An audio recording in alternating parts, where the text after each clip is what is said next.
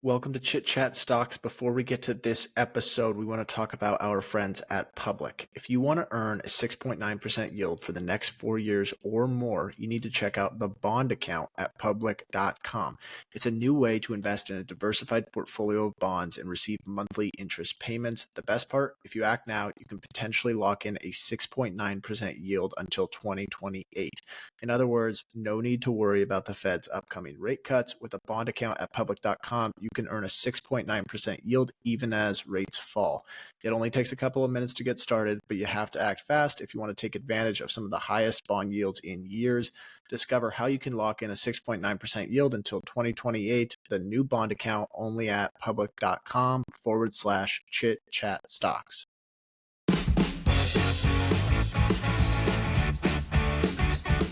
Welcome to Chit Chat Stocks. On this show, hosts Ryan Henderson and Brett Schaefer analyze businesses and riff on the world of investing. As a quick reminder, Chit Chat Stocks is a CCM Media Group podcast. Anything discussed on Chit Chat Stocks by Ryan, Brett, or any other podcast guest is not formal advice or recommendation. Now please enjoy this episode.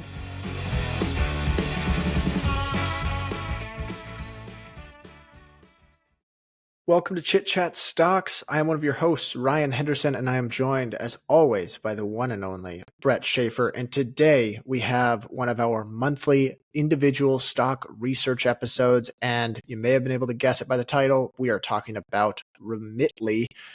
Brett has done a ton of research on Remitly here, and he's going to be diagnosing or discussing the business model, the opportunities in front of it, and whether or not he thinks it's an actionable or investable opportunity today. But before we get into that, Brett, let's kick it off with how you discovered the idea, because I always like figuring out how investors find new opportunities. What inspired you to research Remitly? Well, thank you for that lead in. I should say one of them was your episode on Wise, which we did, I think, a few months back, definitely sometime in 2024. So go check that out. It's not necessarily a direct competitor to Remitly, but it is one of the most similar companies to them, and it's done quite well. Ryan owns it. Ryan did a research report on them. Check them out if you're interested in this company. Very similar, and could be something you're interested in as well. Before we get to it, I want to say there's going to be some charts we talk about on this episode. We're going to screen share probably on YouTube and Spotify for the video feed, but there will also be a free newsletter that's associated with this. Subscribe in the show notes. It's the Chit Chat Stocks Substack. You can check out if you're listening to this and you're like, okay, well, what does the visualization look like on that chart? Oh, okay, I can just go to that newsletter, pick it up. Super easy. Do it on your phone, do it on your computer. But yeah, what inspired me to research Remitly?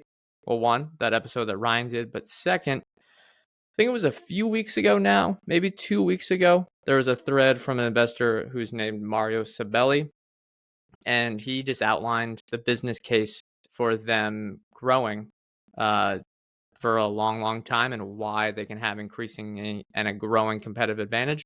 So I decided to research myself, and we'll see if I agree with the conclusions. I respect Mario as an investor, so I, thought, hey, if he likes it, maybe there's something to check out here. Obviously, you always want to do your own research. You can't just read a tweet thread and go super long into a company. But he says that Remitly has a chance to be the booking.com of the remittance space. And using this analogy, Wise might be the Airbnb. Booking.com has posted a 24% CAGR for shareholders since 2002 after the dot-com bubble implosion. And Remitly currently is in a 72% drawdown since going public in 2021.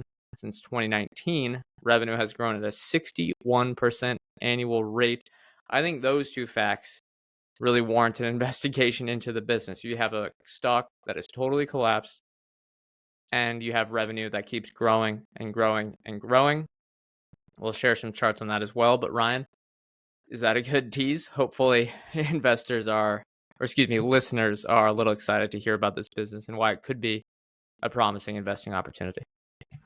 Yeah, I think anytime I find huge drawdown coupled with great top line growth, I know it's a little simplistic, but I kind of like that setup, because if they do figure out the profitability side of things, or maybe it's just taking time for them to get to profitability, it can certainly work out. So before we get to some of those numbers and the economics and whether or not we think they'll be a cash flowing machine in the future.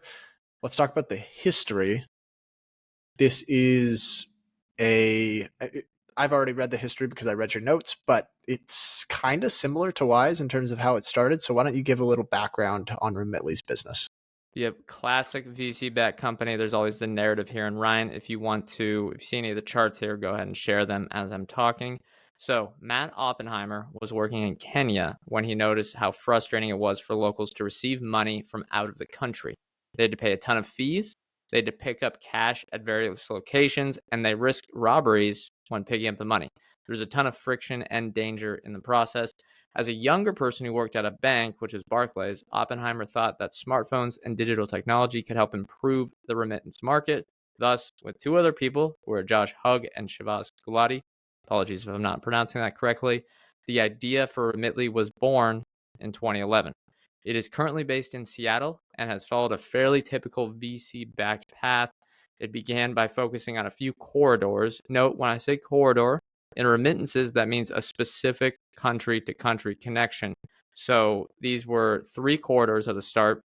I think they went one at a time, but these are the 3 main corridors today even, and the 3 ones they focused on at the beginning. And that was Philippines, India, and Mexico from the United States. So those are 3 separate corridors. So US to India, that's one corridor. US to Philippines, that's another one. US to Mexico, that's another one. And there are, well, how many countries are there? About 200. So I guess technically there's about 200 times 200 corridors. What is that, 40,000? Maybe I'm missing a zero there. I think you're doing the math right there. Yeah, there's a lot of corridors. Right now they offer like 5,000, but as listeners might expect, there are some main corridors out there like US to Mexico and US to India, which is why they focused on that. And these are 3 of the largest corridors where young professionals, which I would call digital natives in the United States, are sending money back to their family or friends in other countries. Remitly targeted these cohorts of people who wanted a seamless way to send money back to relatives while also giving them flexibility in pickup options. Not everyone is cashless back home. I think there's more on that later that's important to the story.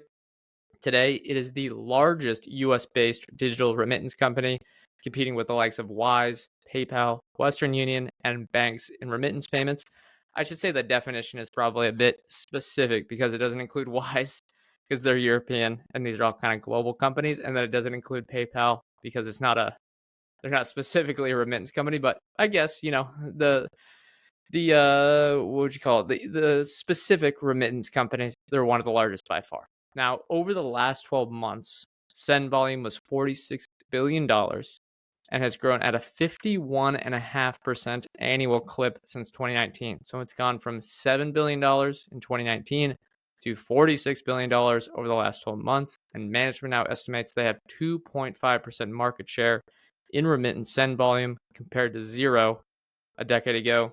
And I think one of the big questions we're going to talk about on this episode, can they get to 5%? Can they get to 10%? What is going to stop this growth and what is going to slow it down?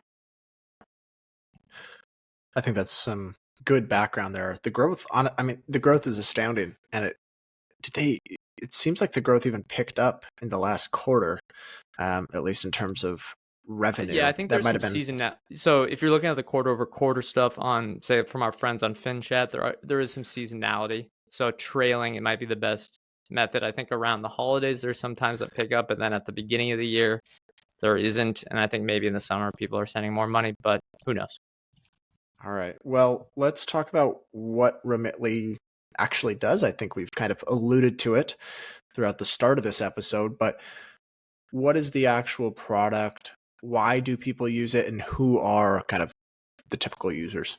Yeah, so when you're looking at a company, you can outline all these things like revenue growth, you can outline send volume growth, but I like to identify why are people either beginning from a greenfield opportunity or switching to a product like Remitly. And Remitly's offering today is very simple. It lets people send money cross-border on their phones, and importantly, and again, this is the biggest difference between Remitly and Wise, the company allows the receiver of money, who I'll call grandma back home, to receive it in a variety of methods. This could be cash pickup, digital, or in some cases, even cash delivery to their homes. And I think that's probably in markets where there's risk of robberies and stuff like that. Here's a quote from a review on Remitly. Quote, senders in 30 countries, including the US, can transfer money to recipients in more than 170 countries. Depending on the country, someone can send money via methods such as debit card, credit card, or bank account. Money can be transferred to more than 3,000 banks and over 460,000 plus cash pickup locations, and cash might be available to a recipient through mobile or home delivery. So a digital native in the United States or in other countries, I guess there are more and more corridors opening up every day. They download the free Remitly application. They then connect a bank account or debit card, which is the funding method, and send it to the corresponding location in the other country. And the location would be some sort of personal finance app or bank in the home country that, who I'll call again, grandma, can pick up or download or pick up as cash, however you want to do it. At its core, there's really nothing special about the remittance business.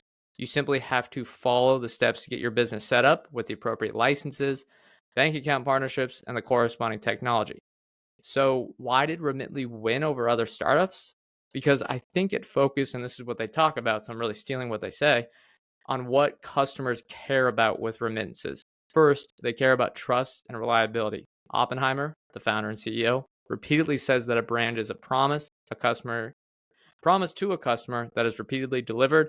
And I think it is a great mantra for a remittance company. If you are sending $1,000 from the United States to grandma in India, you do not want this money to get stuck, lost, or stolen. I mean, that would be a terrible outcome. And I think that NPS score would be quite low.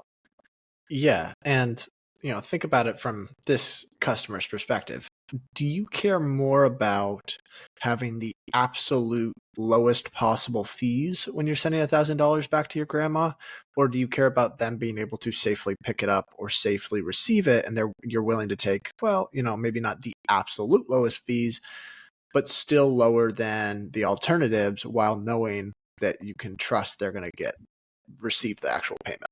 Yep, and that comes to, I'll say this one, this was my third note, but they have lowered fees versus the legacy players, but not necessarily focused solely on cost.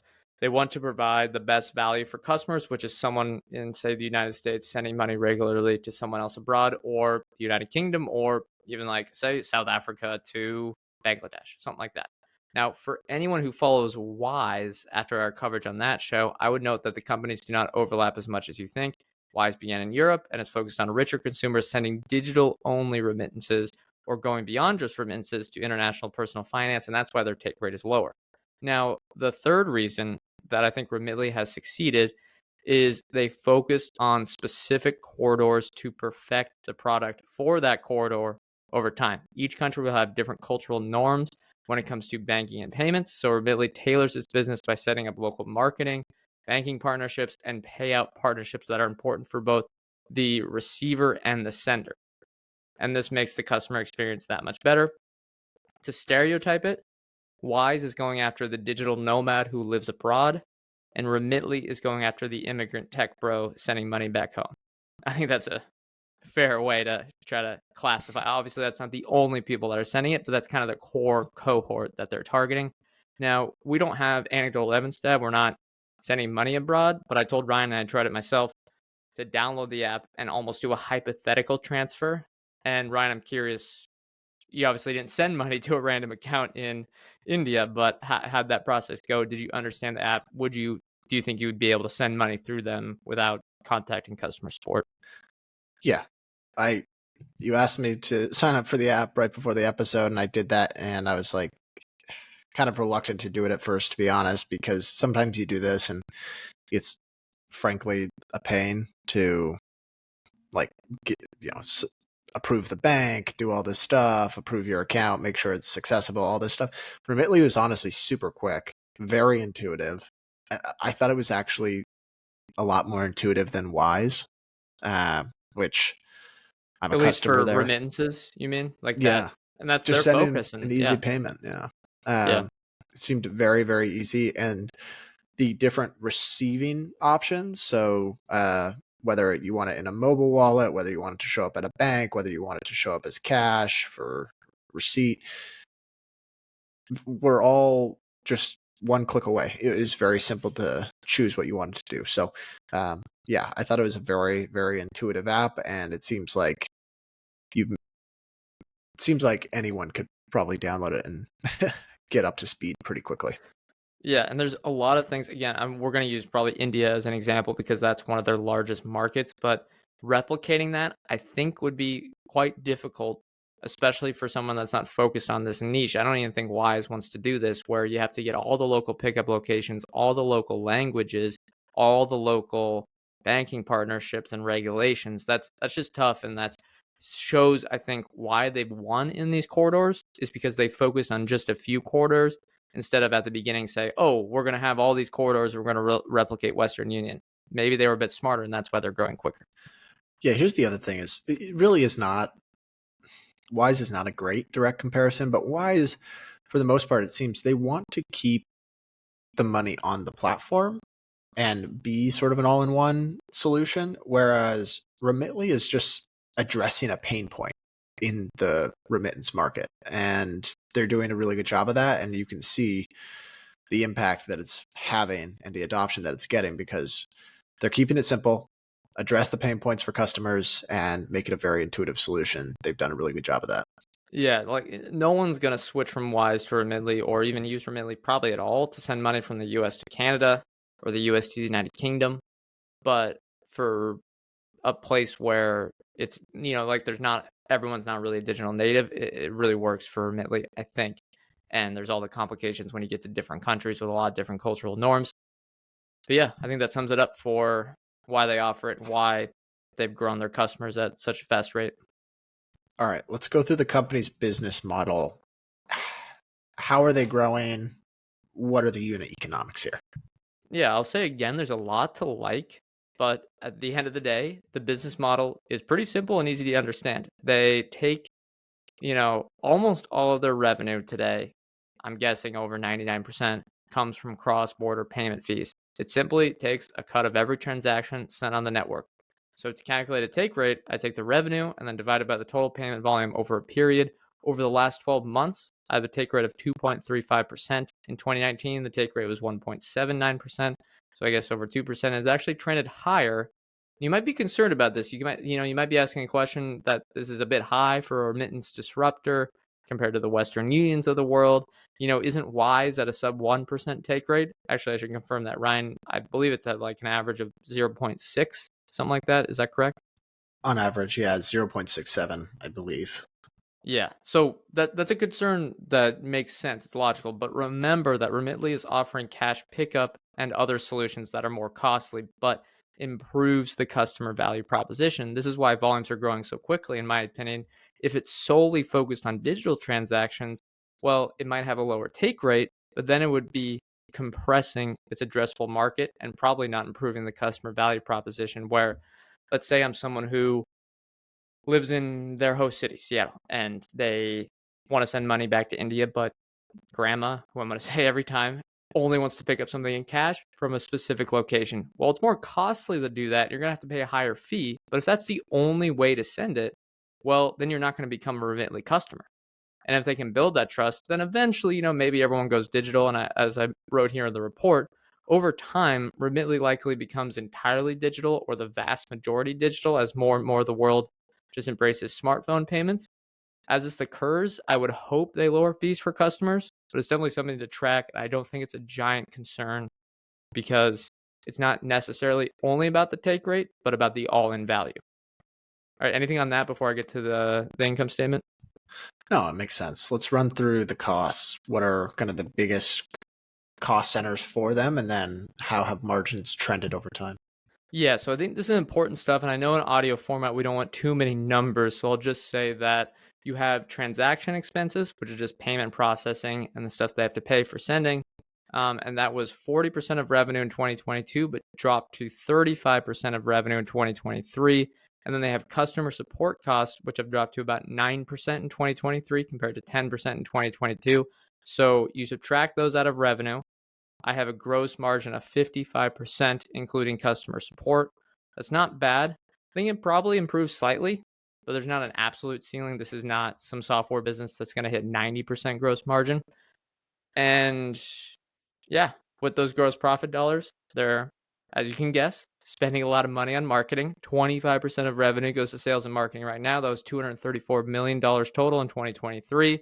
And then it spends a good amount on technology and corporate overhead costs. I have in 2023, technology development, 23% of revenue, G&A expenses, 19%, for a loss from operations of 12% of revenue. So a negative 12% operating margin that has begun to improve. And I think Remitly's leverage will mainly come from slightly scaling gross margins even more, and then lowering technology and corporate overhead costs as a percentage of revenue. And it, given what they say, given just what you kind of look at with this business, they're going to maintain high marketing costs because they want and they think they have a high runway to attract new customers. Like I mentioned before, operating margins are negative, but they are moving in the right direction. And if I do a bit, say, rough math, gross margins eventually hit 60%. Marketing stays at 25% of revenue, and tech and overhead costs both drop to 10% of revenue each. That is a 20% positive operating margin. Sounds about right to me. And I guess we have another section on here about how they're trying to grow, but what are your thoughts here? Any concerns about my estimates for the income statement? No, it's you showed it there, or sorry, I screen shared there, and you can see the operating margins were kind of negative single-digit percentage in 2021. However, it's worth keeping in mind that the company went public in September of 2021. So you saw operating margins decline throughout 2022. They raised a ton of cash. It would make sense for them to go out and invest that in marketing spend, assuming that, they're seeing the return on ad spend. And so if you look at the SG&A, sales, general, and administrative, which I'm just looking at this here on Good FinTech. harbinger for marketing plus their tech and overhead costs. It's grown. It's almost tripled over the last 3 years. So you would expect that to happen, given that they had all that cash, and it would be kind of boneheaded not to invest it as long as they're generating good return on that spend. So operating margins have improved all while they're still spending more money. So it's always nice to see that setup. We're going to talk about where we think that can go. But let's talk a little bit about the growth algorithm. I guess one question I have for you before we get to the growth strategy. What is the biggest cost of revenue line? Why is it only 50s? I think it's the, cash pickup stuff. You have just expenses around the processing, right? Well, like same with Wise, where you have to pay the local, whatever it is, the banking partners, whatever. And I know Wise has been very, very innovative on trying to circumvent all those costs. Remitly might not be as good at that, but I think that there's still some room there. And then customer support's 10%. Hopefully that can get automated more over time. Maybe there's an AI benefit there. They've talked about trying to improve that, but given the complications of some of these and the fact that if something goes wrong with a $10,000 transfer, that could be a big concern. I think customer support's always going to be there. Yeah, that makes sense to me. Plus, it's gone from, looks like 50% to 60% over the last 4 or 5 years, roughly, in terms of the gross margins. Let's talk about the growth algorithm. What are they doing? Like, the growth has been astounding. We're talking about 50% top line growth over the last 5 years annually. Why? What's working for them? I think, one, they have a good product and they market with a very, very smart marketing muscle. Active customers have gone from 1 million to 6.9 million in 5 years. And this is a ton of market share that they've taken from legacy players. They have 2.5% market share. I think there's a lot of room to run, and they're going to spend more on the growth marketing playbook. It's pretty simple. Spend marketing dollars efficiently, tell your customers about your improved remittance product, give them incentives on some of their first transfers through like no fees and stuff like that. And when they start using your remittance product, they become a predictable revenue stream. Customers are generally sending money back home on a schedule, and then the marketing dollars are all up front, are mainly up front. So then they get recouped quarter after quarter as people, just keep sending money back home. Now, Sabelli, who had that tweet thread, which I will link in the Substack, says that it shows the comparison to Booking Holdings given Remitly's high spending on marketing. Here's the quote. Over the past 15 years, Booking's marketing expense as a percentage of revenue increased by about 50%, while its operating margin about doubled. Importantly, ad spend was up something like 17x over this time period. This took a lot of oxygen out of the room for competitors. This type of dynamic is what's most interesting about Remitly long term. With its rapidly increasing scale and superior product offering, can the company press the accelerator on marketing and accumulate a commanding share of the rapidly growing digital remittance space? That's a pretty good question right there. That'll get you thinking. Now, if you think this is just spending money on Google search, it's not. They've been pretty smart about, campaigns tailored to local regions in the United States. For example, they target Hispanic-focused remittance billboards in places like the Miami airport, or on the West Coast or places that are tech hubs, they'll have something that's more India-focused or South Asian. And I think it shows the focus on the details that makes them better. Is Western Union doing any of this? I don't think so. Is your bank doing this? No. And they're pretty good at getting this marketing for the corridors and for the cohorts that they want. Cohort might be the wrong word. The demographics, the type of person that they want to get on Remitly and that they think has a very strong lifetime value. Yeah, a couple things there. First of all, active customers. I was showing it there. I don't know if Brett mentioned the specific numbers, but 1 million customers to roughly 7 million customers in 5 years. And it really isn't slowing down. Either it's doubled over the last 2 years as well. So still 50% annual growth. And there, obviously that will have to slow down over time, but it's a huge opportunity to go after. And then, yeah, you talked about the marketing spend. I watch a lot of soccer and they have a huge sponsorship or partnership with LAFC, which you could imagine right? is Mexico. going to be a huge, Mexican Americans that are sending money back home. A lot of them, A, probably watch soccer because they're fanatic about football down there. And B, there's tons of them in the Los Angeles area. So, very localized, smart marketing. And it's not just Google AdSense dollars, which is nice. It is, although that helps. That is definitely something that helps because, again, this is why Booking was one of the largest spenders on Google ad dollars and still is. I don't know. Maybe you can even do it live, Ryan. Search remittance app and see what pops up on Google. Here, I'll do it right now. Yeah, my first ones are the Google Play and Apple app stores for Remitly. No sponsorship. So I think that's pretty good SEO right there. Let me see if yours is the same. Hey, there we go.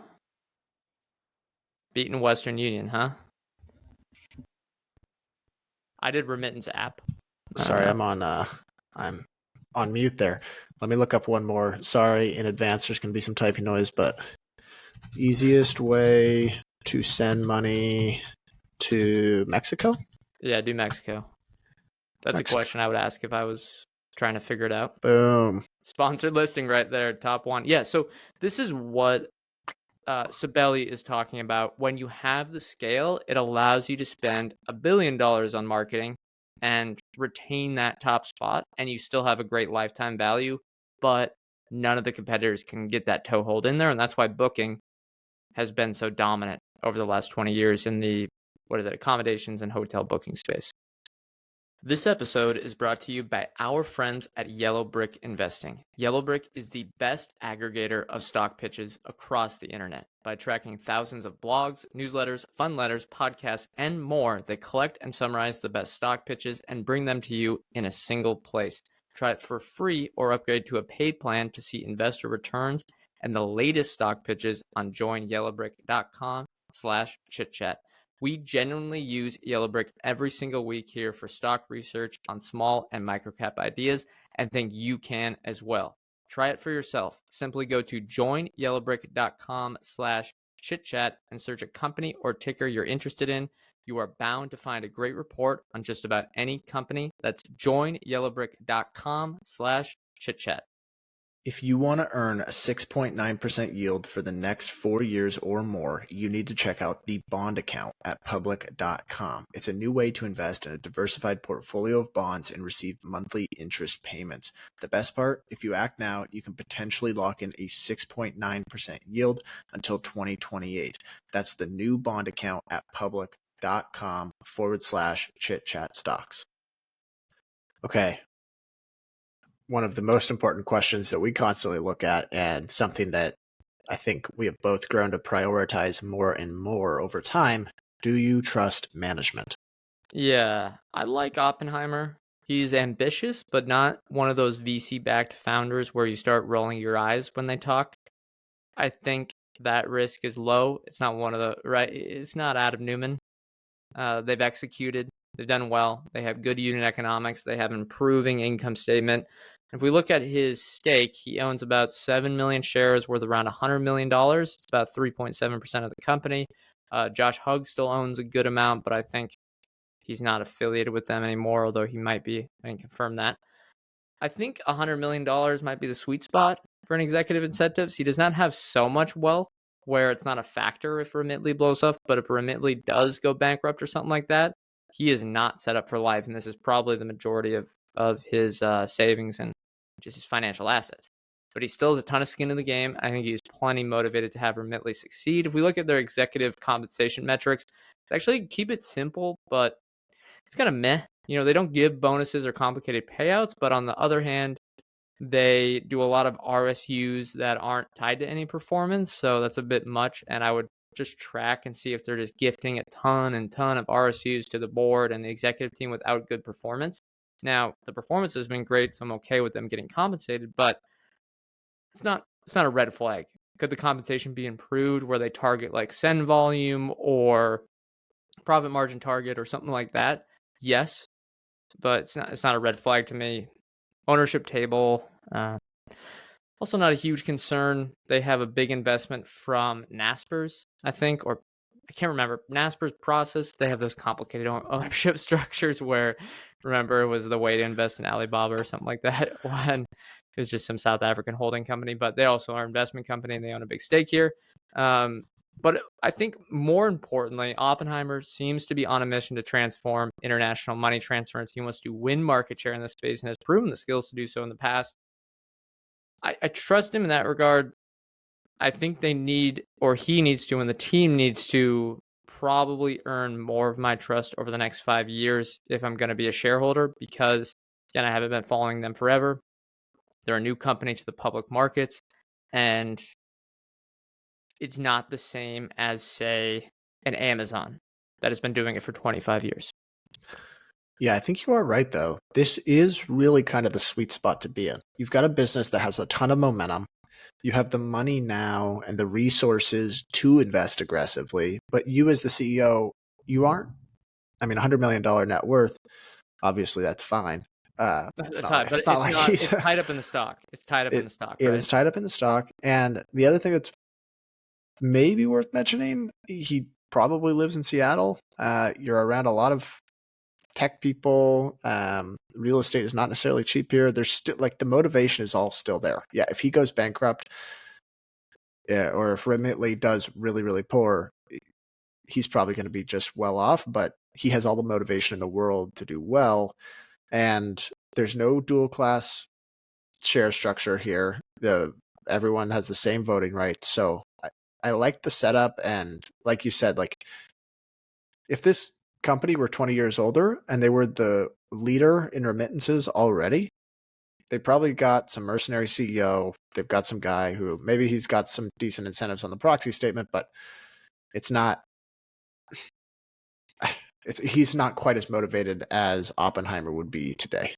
Yeah, and I also would say they might be in the sweet spot of executive age, early 40s. Typically, I hate to be just saying a specific age is better, but I think that 40 to 60-year-old age is the sweet spot of not someone that's kind of, I might be around for a couple more years and then retire, versus someone that's young and inexperienced. Yeah, that's very true. Okay, I think that covers management pretty well. I guess, is the stock cheap? Yeah, this is the fun part. Financial projections. Again, keeping it simple.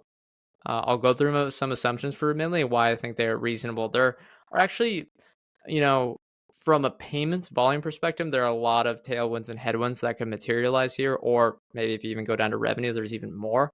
So if we look at analyst expectations, I saw remittance volume expectations of about 5% to 10% growth over the coming years, which would be total. around the globe.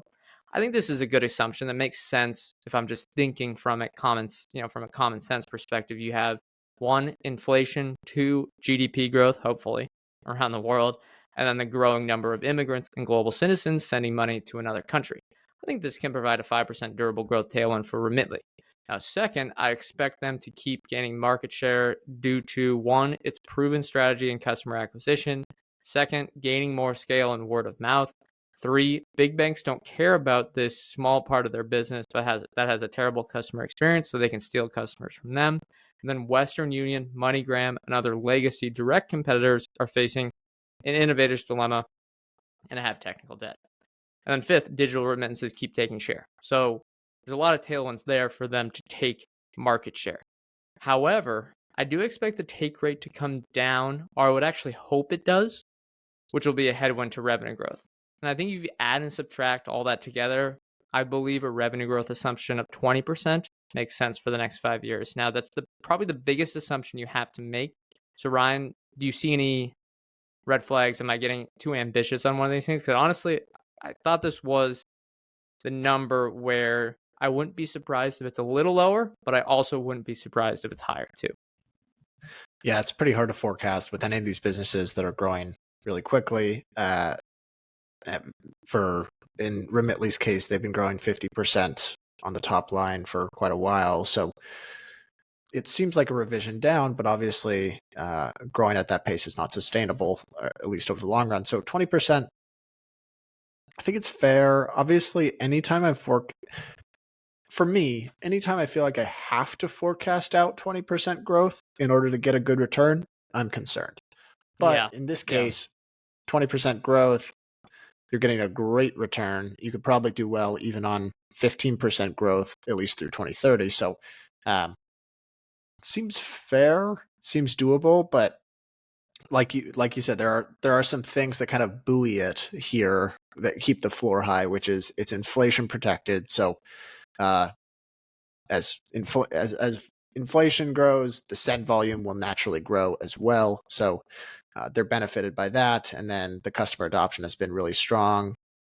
Do you think there's any sort of a network effect here? Is there any benefit? Like the more customers that are on the platform, do you think they kind of sell the service for other customers? Yeah, I think so. One of the classic network effects that is talked about historically as a case study is Western Union. I don't know if digitally it replicates though, because does it matter if you're someone that lives in the US and has family in India? Does it matter that there's a node that goes to Japan or South Korea? I don't necessarily think so, but I think there's economies of scale. And we'll get to the moat discussion, which is tough for a fast growing business that's really early. So no, I don't think there's a network effect. Maybe. Yeah, the other part is if it were like Venmo, where you need both people to be on the platform, then it would be there. But since the sender can send it to a bank, there's not like any necessity for the receiver to be necessarily on Remitly. Exactly. Now, I do get that someone could say, okay, well, they're sending money back to that home country, and then they might be reversing that at some point. But I think a lot of these are one-way transactions, at least for the time being. So the network effect might not be there. Where Wise is the same thing. I don't necessarily think they have a network effect either. And if they do, it's pretty weak. Now, the next part is for financial projections. So I'm saying 20% revenue growth. Next part is margins. As outlined above, I think margins can move to 20% over time. And that's what I targeted by 2030. There will be operating leverage on tech and overhead costs, and they will have more marketing, as a nominal percentage, or excuse me, that doesn't make any sense. The nominal amount of marketing dollars will increase. I think marketing as a percentage of revenue may fall slightly, but is important to them to have this marketing moat similar to booking that we've talked about. I still think 20% operating margin is pretty doable. And if revenue grows at 20% rate through 2030, operating margin grows to 20%, that would be, basing it off the last 12-month revenue, around $500 million in operating earnings. Today, Remitly has a market cap of $2.7 billion. We're only around 5.4 times my 2030 earnings estimates. And that as a note, there will be some SPC dilution. They do have that, but they will be cash flow positive. So I think any buyback or cash pile up on the balance sheet can negate that headwind. If you kind of get what I mean there, it'll balance out. And I had this chart posted in here, but It's not loading on the Google Drive, but I remember what it was, and it was the EV to gross profit. And I'll share the screen here. The EV to gross profit has fallen to 3.9. So I think it's another way to look at it and say, okay, well, EV to gross profit's 3.9.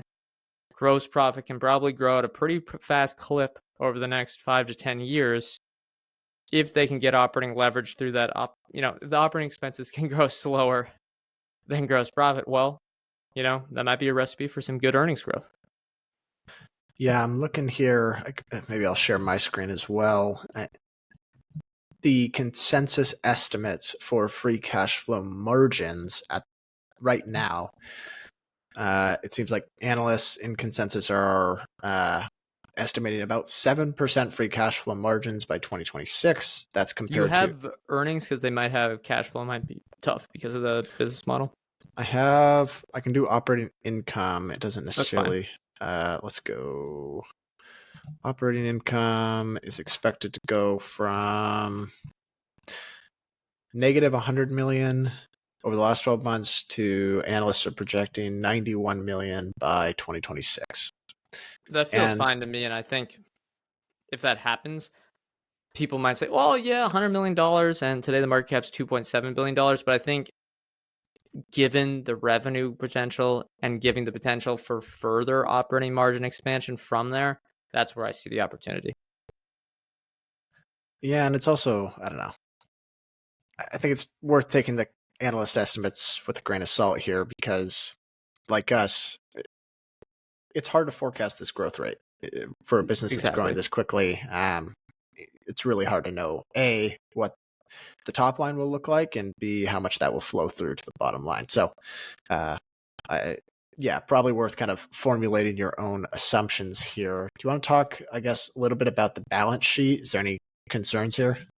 Yeah, I should just make a quick note. $185 million in cash, $342 million in total liabilities. Most are customer liabilities for payouts, so something that's just going to grow with the business and it's just part of the business model. And then they also have like customer receivables and stuff like that, like a remittance business might have. Nothing out of the ordinary. I like it. Keep it simple, keep it clean. Very boring balance sheet, not a lot of debt, nothing to really care about too much. Obviously, that can change. They can make a decision to change that, but today, not so much. Now, I look at this, and I look at my projections, and I say, if these are right, or do you have a follow-up on the balance sheet, Ryan? Yeah, I was just going to say, I'm looking at the numbers right now. March 2022, they had $445 million in cash and equivalents.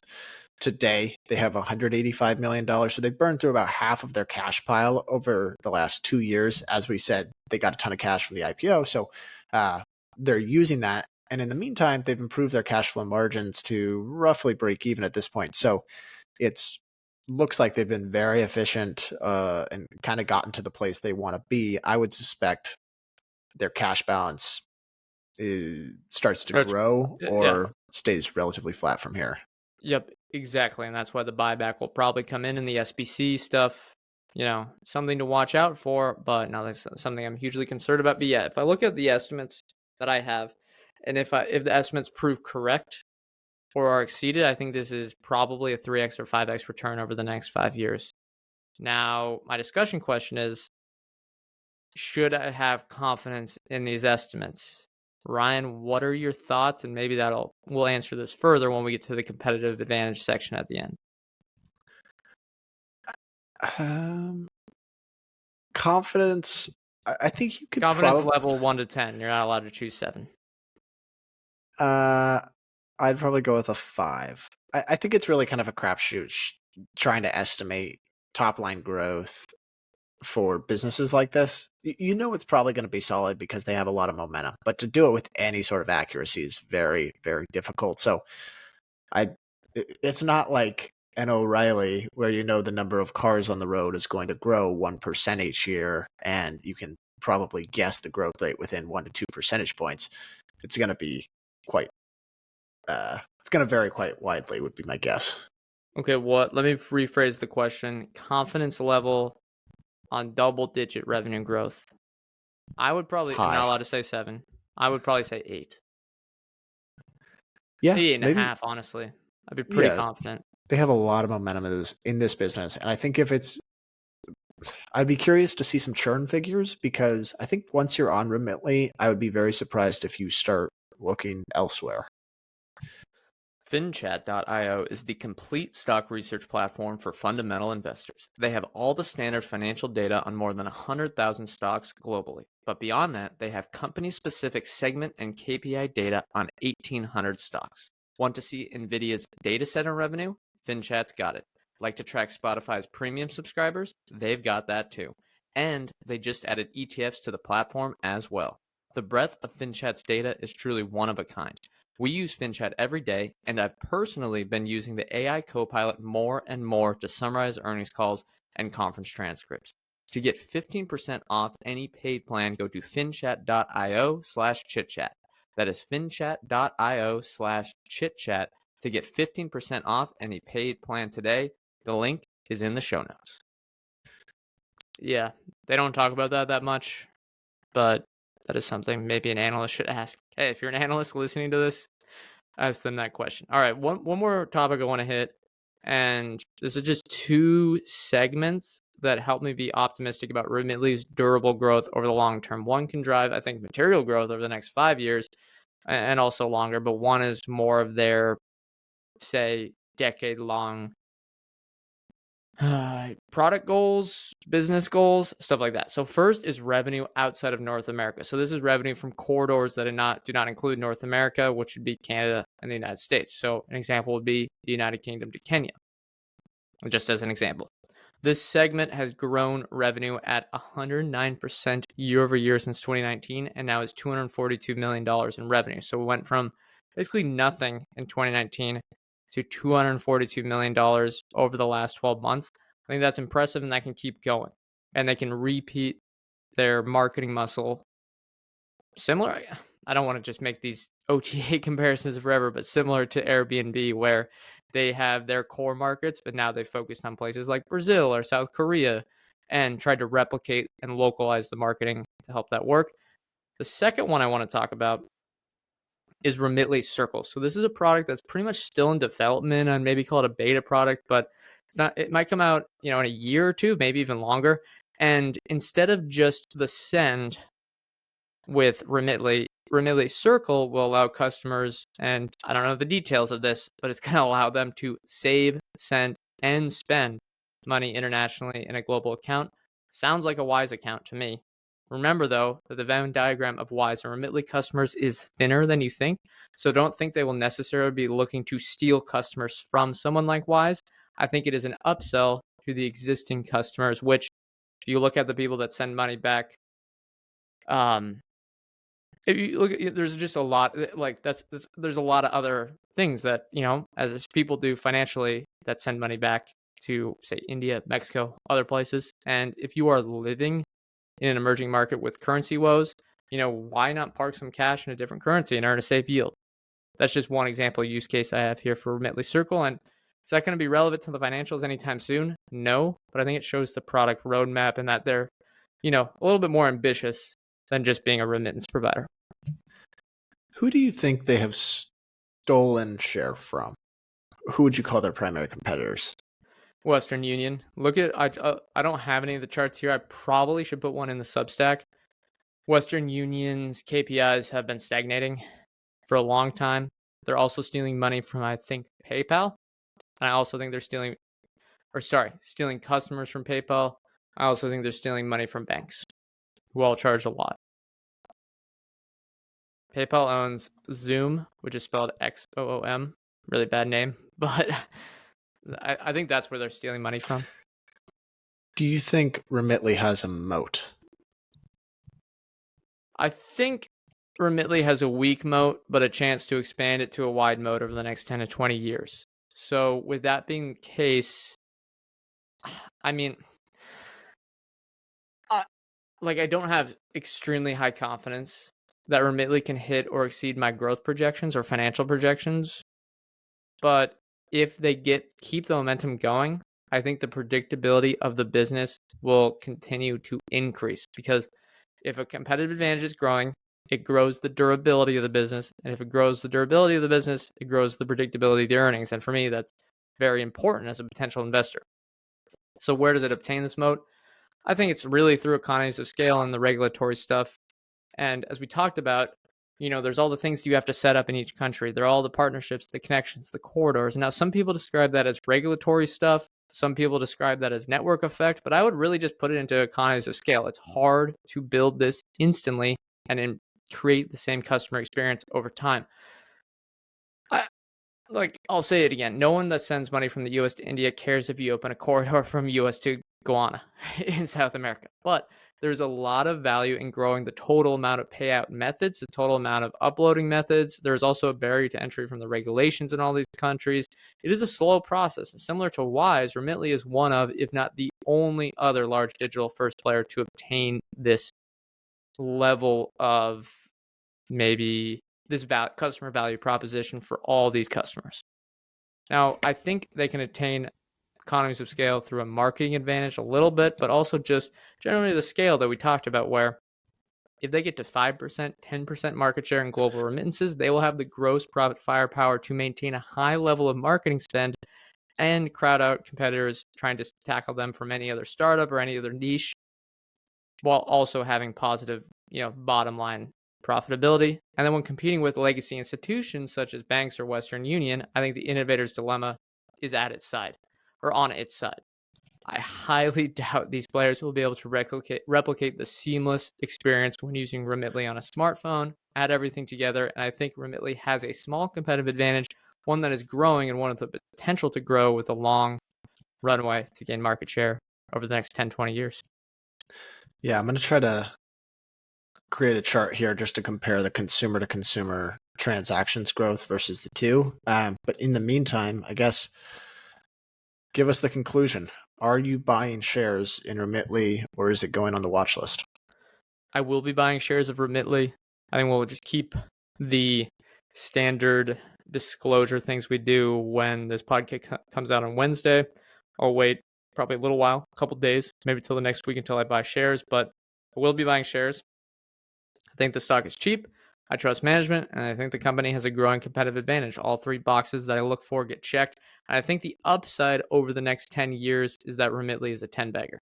I think that is a possibility here. With new projects such as Remitly Circle trying to expand beyond just remittances, there is potential for this to be a huge financial services company over the long haul.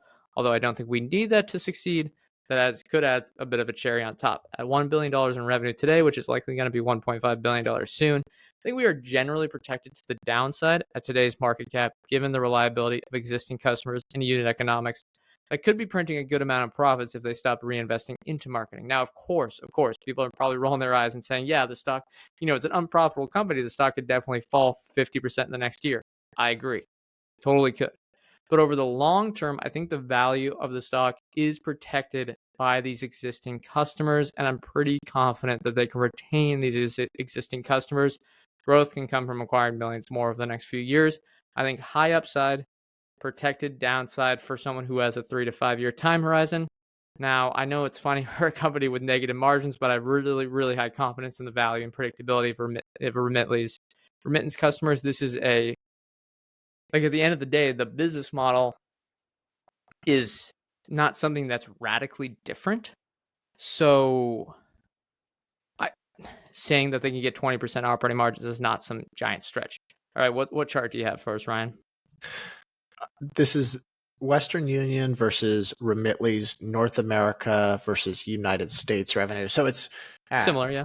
Somewhat similar. Over the last 5 years, Remitly's United States revenue is up 575%, and Western Union's is down roughly 20%. So certainly been the market share taker here. Yeah, and you know what? Western Union probably still has more revenue, so there's a lot of runway. That's what I think. So that's why I'm buying. Here, let me nominally. Yeah, it's look at that. That's beautiful here. Right there. There you go. Yep, certainly going the right direction for Remitly. Yeah, and I see no reason why this will change radically soon. Now, let me close out with risks I'm watching and why I would sell. I think there's two big risks to watch. One is I worry a bit about the high current fees masking a risk over the long term from competitors. One thing I like about Wise more than Remitly is that they have a stated goal of bringing fees down. This creates a barrier to entry because over time, I hope Remitly does the same or risks losing customers to someone like PayPal or Wise when everything becomes digital to digital. Second one I worry about is something like a Visa Direct or whatever MasterCard has that is the equivalent for the product, or a central bank digital currency. I know crypto, it's not really a serious sector anymore, but people talked about those type of risks too.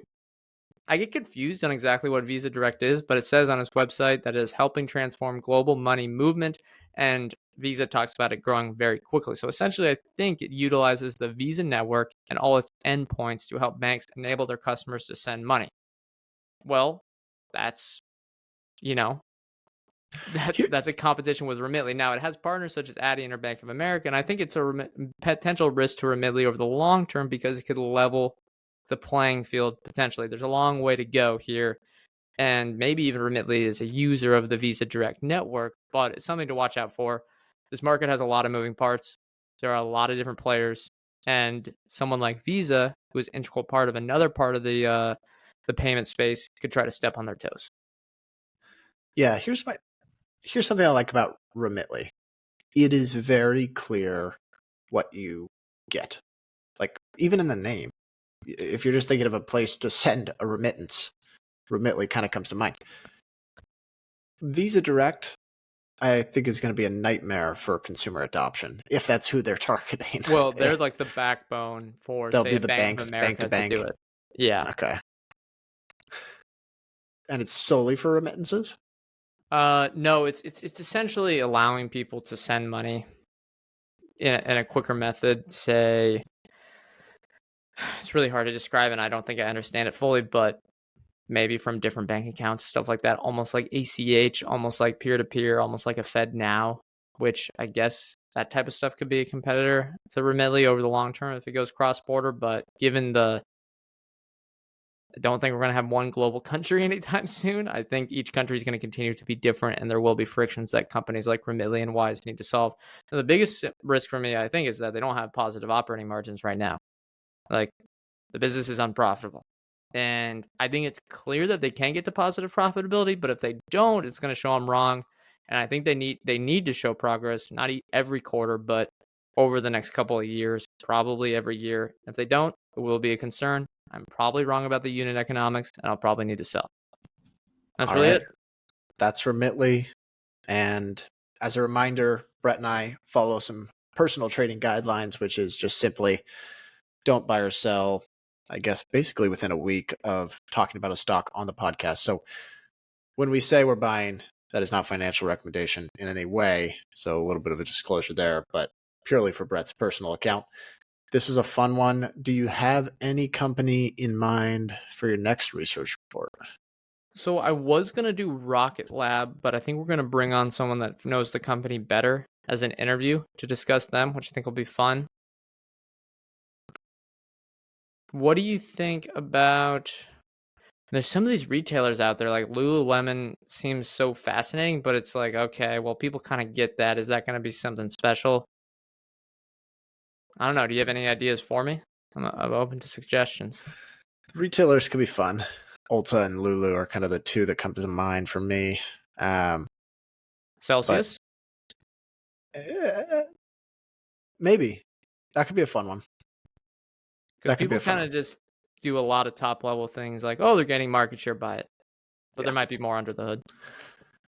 Yeah, I kind of like that one. Maybe Celsius. All right. Well, I think that's going to wrap it up for us. As always, we have our Substack, which is totally free. So if you want to check that out, we put all the charts that we discussed on today's show in our Substack write-ups, and Brett will have that out, I believe, within the same day as the podcast drops, if I'm not mistaken. That is correct. Same day as the podcast drops. Typically, I try to do that. Sometimes it's a day late. So by the time you're listening to this, the article is probably out. Feel free to look it up. Chit Chat Stocks Substack. We want to remind our listeners that Brett and I are not financial advisors. Anything we say or discuss here on Chit Chat Stocks is not formal advice or a recommendation. We may buy, sell, or hold any securities discussed on this podcast. Thank you all for tuning in, and we'll see you next time.